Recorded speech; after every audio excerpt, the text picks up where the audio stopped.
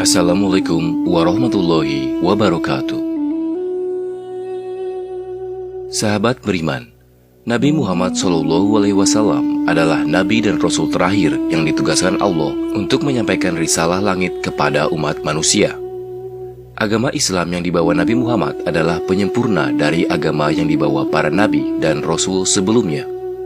Beliau menyebarkan agama Islam kepada umatnya dengan penuh perjuangan. Nabi Muhammad SAW mengalami hidup yang berliku meski menjadi manusia istimewa dan pilihan Allah. Terlebih ketika menyebarkan ajaran Islam, beliau menghadapi berbagai macam rintangan, tentangan, penolakan, halangan, dan bahkan upaya pembunuhan. Meski demikian, beliau menghadapi itu semua dengan penuh kasih sayang. Karena Nabi Muhammad SAW diutus Allah ke dunia itu tidak lain dan tidak bukan adalah sebagai rahmat bagi semesta Allah, tanpa terkecuali satu makhluk pun. Dalam salah satu ayat Al-Quran, Allah juga menegaskan bahwa dalam diri Nabi Muhammad SAW terdapat suri teladan yang baik atau uswah hasanah. Karena itu, setiap muslim harus mengetahui kisah hidup Nabi Muhammad SAW agar bisa meneladaninya dengan baik dan benar. Yang pertama, kita akan mengisahkan kelahiran Nabi Muhammad SAW. Ada banyak pendapat dan riwayat terkait dengan hari kelahiran Nabi Muhammad SAW. Namun menurut riwayat yang paling masyhur, Nabi Muhammad lahir pada tahun gajah, yaitu tahun di mana Raja Abraha dari Yaman dan pasukan bergajahnya menyerang Ka'bah. Persisnya pada tanggal 12 Rabiul Awal atau bertepatan dengan 20 atau 22 April 571 Masehi di Mekah. Pendapat ini didasarkan pada sebuah riwayat Imam Ibnu Ishaq dari Sayyidina Ibnu Abbas. Rasulullah dilahirkan di hari Senin, tanggal 12 di malam yang tenang pada bulan Rabiul Awal di tahun gajah. Diriwayatkan bahwa banyak kejadian ajaib dan luar biasa terjadi, baik pada saat-saat sebelum dan sesaat setelah Nabi Muhammad SAW lahir.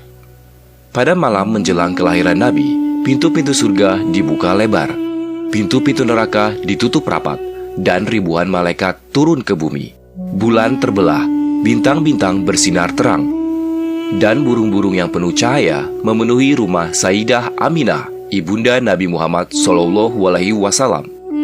Sementara sesaat setelah Nabi Muhammad lahir, jin tidak bisa lagi mengintip berita langit. Arsy bergetar hebat. Seluruh langit dipenuhi cahaya sehingga menjadi terang benderang. Istana Kisra berguncang begitu dahsyat sehingga menyebabkan 14 balkonnya roboh. Api abadi yang disembah umat Majusi padam. Gereja di sekitar Buhaira roboh. Dan bahkan Ka'bah juga ikut bergetar selama 3 hari. Karena bahagia menyambut kehadiran Nabi Muhammad SAW. Nabi Muhammad bukanlah pemberian manusia. Beliau adalah nama yang disampaikan Allah kepada ibundanya, Sayyidah Aminah, dan kakeknya, Abdul Muthalib, melalui malaikat dan isyarat mimpi. Dalam satu riwayat, seperti tercantum dalam Al-Sirah Al-Nabiwah karya Ibnu Hisham, Sayyidah Aminah didatangi malaikat ketika sedang mengandung. Kepada Sayyidah Aminah, malaikat tersebut menginformasikan bahwa anaknya yang berada dalam kandungan itu adalah pemimpin umat dan meminta agar menamainya Muhammad. Begitu juga dengan sang kakek Abdul Muthalib. Beliau mendapatkan inspirasi nama Muhammad dari mimpinya. Jadi, pada saat cucunya lahir, Abdul Muthalib membawanya ke dalam Ka'bah dan bertawaf. Setelah itu, ia keluar dan melewati kerumunan massa. Mereka kemudian bertanya kepada Abdul Muthalib perihal nama cucunya itu. Maka dijawablah kalau nama cucunya adalah Muhammad. Orang-orang kembali bertanya mengapa dinamakan Muhammad. Sebuah nama yang terdengar asing di telinga masyarakat Arab pada saat itu. Karena tidak seorang pun dari nenek moyang dan bangsa Arab yang sebelumnya menggunakan nama tersebut. Sesungguhnya aku sangat ingin semua penduduk bumi memujinya, jawab Abdul Muthalib. Secara bahasa, Muhammad berarti yang dipuji ataupun yang terpuji. Nabi Muhammad SAW adalah yatim piatu sejak kecil. Beliau ditinggal wafat ayahnya, Sayyidina Abdullah, ketika masih di dalam kandungan. Sang ayahanda jatuh sakit dan kemudian wafat dalam perjalanan balik ke Mekah setelah sebulan berdagang di Syam. Beliau kemudian dimakamkan di Madinah. Sementara sang ibunda, Sayyidah Aminah, wafat ketika Nabi Muhammad berusia 6 tahun. Nabi Muhammad hidup bersama sang ibunda selama 3 tahun atau hingga beliau berusia 6 tahun. Saat usia 1 tahun, beliau hidup bersama dengan ibu susunya, Sayyidah Halimah As-Sa'diyah di kampung Bani Sa'ad. Waktu itu, keluarga Arab kota memiliki kebiasaan untuk menitipkan anak mereka yang baru lahir kepada perempuan desa atau gurun untuk disusui. Hal ini dilakukan agar mereka terhindar dari penyakit yang ada di wilayah perkotaan, agar anaknya memiliki tubuh yang sehat, dan agar anak-anak mereka fasih dalam berbahasa Arab. Begitupun dengan Sayyidah Aminah, beliau menitipkan anaknya Nabi Muhammad SAW kepada Halimah As-Sa'diyah beberapa saat setelah melahirkannya. Dengan demikian, Nabi Muhammad SAW menghabiskan masa kanak-kanaknya, yaitu masa balita di kampung Bani Sa'ad. Kehadiran Nabi Muhammad SAW membawa keberkahan tersendiri bagi Halimah dan keluarganya.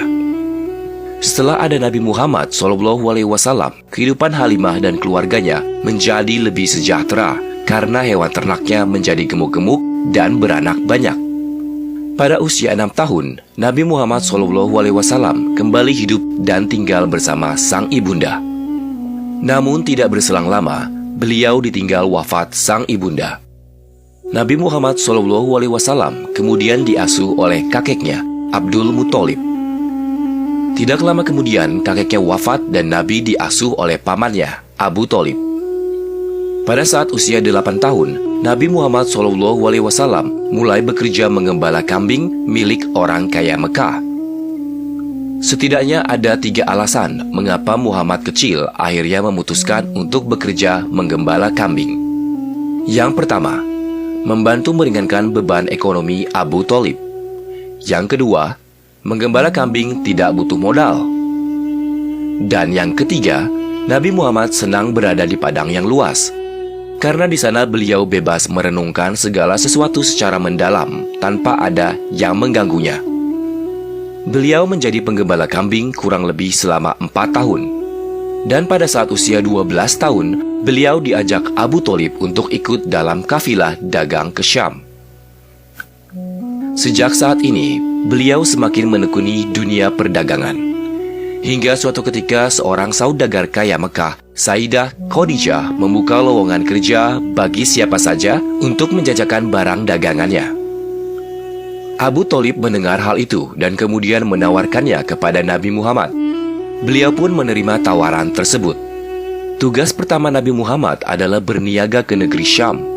Beliau ditemani Maisaroh, budak Sayyidah Khadijah, dengan membawa barang dagangannya berupa kain-kain. Berkat kerja keras, sikap jujur, dan amanah, Nabi Muhammad SAW berhasil menjajakan barang dagangannya. Semuanya laku terjual dan untung banyak. Setelah mendengarkan cerita dari Maisaroh, Sayyidah Khadijah terkesima dengan sikap dan perangai Nabi Muhammad SAW dalam mendagangkan barang dagangannya. Dalam beberapa buku disebutkan bahwa Nabi Muhammad SAW sudah menjadi pemimpin kafilah dagang ke luar negeri pada saat usianya baru 17 tahun. Beliau berdagang hingga ke 17 negeri lebih, di antaranya Syam, Yordania, Bahrain, Busra, Irak, Yaman, dan lainnya. Dalam sirah Nabawiyah, Al-Mubarakfuri menjelaskan bahwa Nabi Muhammad SAW menggandeng As-Sa'ib bin Abu Sa'ib sebagai rekan bisnis saat awal-awal memulai bisnis. Bagi Nabi, Abu Sa'ib adalah rekan terbaiknya dalam bisnis, tidak pernah berselisih dan tidak curang.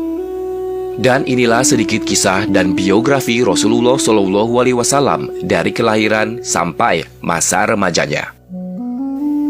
Semoga kisah ini bermanfaat. Dan jangan lupa bagikan kisah ini kepada teman-teman agar semuanya bisa mendapat manfaat darinya. Wallahu a'lam bishawab. Wassalamualaikum warahmatullahi wabarakatuh.